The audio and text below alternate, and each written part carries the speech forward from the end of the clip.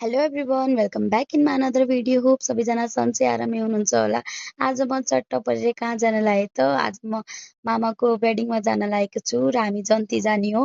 छोटो मिठो एकदमै राम्रो बिहे भएको थियो है। हजुरहरूलाई पनि देखाउँछु कस्तो भयो के गरे कति रमाइलो भयो भनेर भिडियोमा बनिरहनु हेर्नु। हजुरहरूलाई पनि एकदमै मजा आउनेछ भिडियो हेरेर एकदमै रमाइलो भएको छ है। आज चाहिँ मैले यसरी मेकअप भिडियो पहिलोचोटि बनाएँ। अलिअलि लिपपोत गरेर म चाहिँ रेडी हुन लागेको थिएँ। यतिको रेडी भइसकेको थिएँ काजल मस्कारा लाएर। यो चाहिँ मेरो आउटफिट चाहिँ म यसरी रेडी भएकी छु। सुट लाएँ मैले चाहिँ। सुट किन लाएको भन्दा एकदमै बढी गर्मी छ बच्चासँग दुःख हुन्छ भनेर। अनि हामी चाहिँ रेडी सेडी भएर सामान लिएर तल जान लागेको थियौँ मम्मीको घर, किनकि त्यहीँबाट जन्ती जाने हो। र म छिटो गएर छिटै सबै निस्किनुहुन्छ होला भनेर गइ त हालेँ। तर यति गर्मी मेरो सिन्दुर हेर्नु पग्लिएर पुरै उस भएको। एक त जसो तसो मेकअप गरेको त्यही माथि गर्मीले तेलका मच्चा के मेरो फेसमा पसिनै पसिना। यहाँ दुलाको पनि तयारी हुँदै थियो र यहाँ सबैजना रेडी हुँदै गर्नुभएको थियो। अनि माइजूहरूले सबै यताउति मिलाउन लाग्नुभयो पाउडरहरू। अब हामी जन्ती जाने भएपछि पाउडर लाग्नु पर्यो नि त हाम्रो कल्चरमा, हाम्रो रीतिथिती। के बोल्न लागेको होला है म रीतिथिती रे। अनि यहाँ हेर्नु गर्मी, म गर्मीले पागल भइसकेको थिएँ। के पसिना पसिना थियो। मेकअप त म त बिहे हुनुभन्दा पहिले मेरो मेकअप सबै छुट्छ होला भन्थे। धन्न प्रोडक्ट राम्रो रहेछ। यहाँ यसरी सबै जन्ती निस्क्यौँ। बिहा चाहिँ सानो थियो तर एकदमै रमाइलो भयो। सबैजना छोटो मिठो एकदम रमाइलो बिहे भयो। हेर्नु हामी यतिजना थियौँ है। अनि सबै आउन भ्याउनु भएन, कोही कसैको व्यस्तता। अनि यहाँ सबैजना यसरी तयारी गर्दै थियौँ जन्ती निकाल्नको लागि। अनि मेरो मामाले चाहिँ सबभन्दा पहिला कन्यालाई टिका लगाइदिनु भयो र अनि त्यसपछि मामालाई लगाइदिनु भयो। अनि हामी सब चाहिँ एकदमै एक्साइटेड भइरहेको थियौँ कि माइजूलाई भेट्न अनि उहाँ गएर सबै बिहा हेर्नुको लागि। सबै यति हल्ला गरिरहेको थियौँ ओहो हो। एक त गर्मीले नि होला। अनि मैले चाहिँ मामालाई यहाँ छपक्क दुबोको माला लगाइदिएँ। अनि मामा एकदमै खुसी हुनुभएको थियो। ल फाइनली अब माइजूसँग मामाको बिहे हुँदैछ र हामी पनि एकदमै खुसी छौँ। यो मोमेन्टहरूलाई एकदमै इन्जोय गर्यौँ, एकदमै रमाइलो भयो। यहाँ माइजूले चाहिँ मामालाई दही र चिनी खिलाउनु भएको थियो।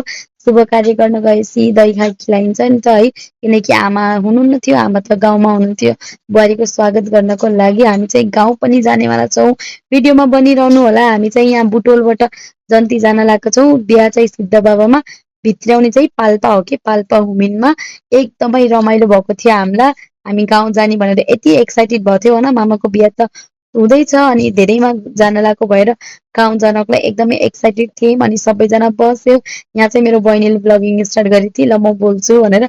अनि ल हाम्रो गाडी पनि लाग्यो। अब जन्तीहरू हिँड्यौँ हामी यहाँबाट। अनि सिद्ध बाबा पुग्यो।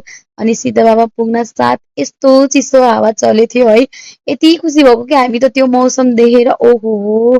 त्यो बुटोलको गर्मी, यति गर्मी हो नि बुटोलमा के भनौँ कि मैले हजुरलाई। यहाँ चाहिँ मेरो बच्चाको मस्ती चालु थियो। यस्तो हाँस्दिरहेको के बाबु त खेलाउँदाखेरि। फाइनली माइजू पनि आइपुग्नु भयो र हामी पनि एकदमै खुसी भयौँ। ल अब जाउँ त भनेर अनि सबैजना मन्दिरतर्फ लाग्यौँ। अनि बाबुलाई लिएरै हिँड्दिएँ म चाहिँ। अनि डर पनि लाग्यो पछिबाट त है भिडियो हेर्दाखेरि। को एउटा हातमा फोन एउटा हातमा बाबु लोटेको भए थै। अर्कोचोटिबाट चाहिँ यस्तो नगर्ने। अनि फाइनली सबैजना हिँड्यौँ। अनि हिँड्दा हिँड्दै यहाँ माइजूलाई पनि देखाएँ। ल माइजू सबैले हेर्नु ब्लग आउँछ है ब्लग आउँछ भनेर देखाएको थिएँ। यहाँ चाहिँ मेरो मामा र माइजूलाई अब सँगै हिँड्ने भनेर हामी त्यहाँ अगाडि आएर मामालाई त्यहीँ बस्न पठाएको थियौँ। अनि माइजू चाहिँ यति लजाउनु भएको थियो, यति लजाउनु भएको थियो के बताऊँ हजुरलाई। मामालाई हेर्दै नहेरिदिने अनि सँगै पनि नउभिदिने, यति लजाउनु भएको थियो माइजू। ल यहाँ चाहिँ कार्यक्रम स्टार्ट भयो। मामा माइजूको पण्डितले सबै कुरा गराउनु भएको थियो। आई वाज लाइक सक कि मलाई चाहिँ थाहा थिएन है। मैले आजसम्म मन्दिरको बिहे अटेन्ड गरेको थिएन। अनि मलाई यस्तो लाग्यो कि छोटो मिठो ट्याक्टिक गरेर हुन्छ होला भनेर। तर मन्दिरमा पनि प्रपर हुन्छ नि जस्तो हामीले लाइक अरू वेडिङहरू हेरेको छौँ। प्रपर कन्यादानदेखि लिएर सबै कुरा के पुरै कुरा गराउने है है। मलाई चाहिँ थाहा थिएन मन्दिरमा। मलाई लागि गएर सिन्दुर सिन्दुर हाल्ने अनि स्याहार्ने होला भनेको। यहाँ चाहिँ मामाहरूले यसरी फेरा लिएर अनि फेरि माइजूले मामालाई यसरी घुम्नुभयो जल लिएर। त्यसपछि यति बेला नै मामा माइजूको यस्तो टिका लगाइदिने, एकअर्कालाई सबसे पहिला टिका लगाइन्छ नि त। अनि टिका लगाइदिने अनि त्यसपछि दुबोमाला एक्सचेन्ज गर्ने यहाँ यसरी भएको थियो है। आई वाज लाइक सक के मतलब म अहिले पनि यस्तो भयो थियो कि अनि हामीलाई कसैलाई पनि थाहा थिएन मन्दिरमा यस्तो प्रपर बिहे हुन्छ भनेर। मलाई त थाहा नै थिएन। अनि मामाले त झन् गाडीवालेलाई पनि छिटै हुन्छ बिहे अनि गइहाल्ने हो भनेर भन्नुभएको रहेछ। अनिखेरि गाडीवाला पनि यस्तो टाइम लाग्ने भन्दै हत्याइरहेको थियो है। अब बिहा गर्दा गर्दै बिचमा रोक्नु त भएन अनि त्यो पण्डितलाई पनि हत्याउनु भएन, टाइम त लाग्नै भयो। अब जे टाइम लाग्ने हो। अनि यहाँ चाहिँ मामाले माइजूलाई यसरी माला लगाइदिनु भयो, सबैले ताली बजाएको थियौँ र राम्रो भयो भनेर। अनि मामा माइजूलाई दुइटैलाई माला लगाएको कति राम्रो देखेको कि है। हाम्रो नेपाली कल्चरको चिजहरू कति राम्रो हो, कति सबै कुरा सुहाउने कि है। यहाँ चाहिँ मैले मम्मीहरूलाई सोधिरहेको थिएँ कस्तो लाहा भाइको बिहामा भनेर। एकदमै रमाइलो लाहा भाइको बिहा भनेर भन्नुभएको थियो। अनि यहाँ माइजू अनि यहाँ मेरो छोरो र बहिनी पनि हेर्न आएको थिए है। त्यहाँ मन्दिरमा के प्रपर बस्ने ठाउँ पनि थियो। यहाँ मेरो हालत हेर्नु गर्मीले ओहो भिडियो सुट प्लस गर्मी त्यहाँ आगो जलिरहने। अनि यहाँ मामा माइजूको गठबन्धन नि भयो। हामी चाहिँ एकदम खुसी भएर ताली बजाएका थियौँ है। अनिखेरि यहाँ अब टिका लाउने कार्यक्रम सुरु भएको थियो। माइजू र मामाको अब उता घरपट्टिकाले टिका लगाइदिनु पर्यो नि त मामा माइजूलाई। अनि उहाँको ठुलबाबा हुनुहुन्थ्यो सायद। ठुलबाबाले पहिला सुरु गर्नुभयो टिका लगाइदिन। अनि टिका लगाइदिनु भयो आफ्नो छोरीलाई, ज्वाइँलाई। अनि हामी चाहिँ सबै कुरा वेट गरिरहेको थियौँ कहिले सबै कुरा छिटो छिटो भ्याइन्छ अनि हामी पाल्पातिर लाग्ने भनेर। अनि यहाँ कन्यादान भयो। अनि मामाले माइजूलाई सिन्दुर हाल्ने पालो आएको थियो। पहिला सिन्दुर सबै जग्गा चढाउनु पर्छ अरे अनि त्यसपछि लाउने। अनि यहाँ मामाले माइजूलाई सिन्दुर हालिराख्नु भएको थियो। मलाई चाहिँ कस्तो मन अर्कै भएको के त्यो हुन्छ नि मतलब लाइक माइजूभन्दा पहिला मैले एउटा त्यो केटीको रूपमा के मतलब जस्तो हाम्रो फिलिङ हुन्छ नि सिन्दुर हाल्दाखेरि कस्तो छुट्टै फिलिङ आएको कि मलाई है। अनि फेरि सिन्दुर हालेर पनि पुरा भयो। अनि मामाले गरगहना पनि लगाइदिनु भयो माइजूलाई। अनि यहाँ चाहिँ अब मामाको बलको उस भइरहेको थियो। अनि यहाँ सार्ने भनेर हामीले एकदम मामालाई हुटिङ गरेको त लास्टमा त मामाले सक्दै सक्नु भएन कि। अनि यहाँ पछाडिबाट जग्गा नमिलेर पनि हो है। अनि यहाँ माइजूले ढोगेर पैसा दिनुभयो। अनि हामीले चाहिँ एकछिन रमाइलो गर्नुहुन्छ होला भनेको त माइजू एकैचोटिमा मानिदिइराखे। अनि यहाँ सबैजना गर्मीले आत्तिएर पङ्खामा बस्न आउनुभएको थियो।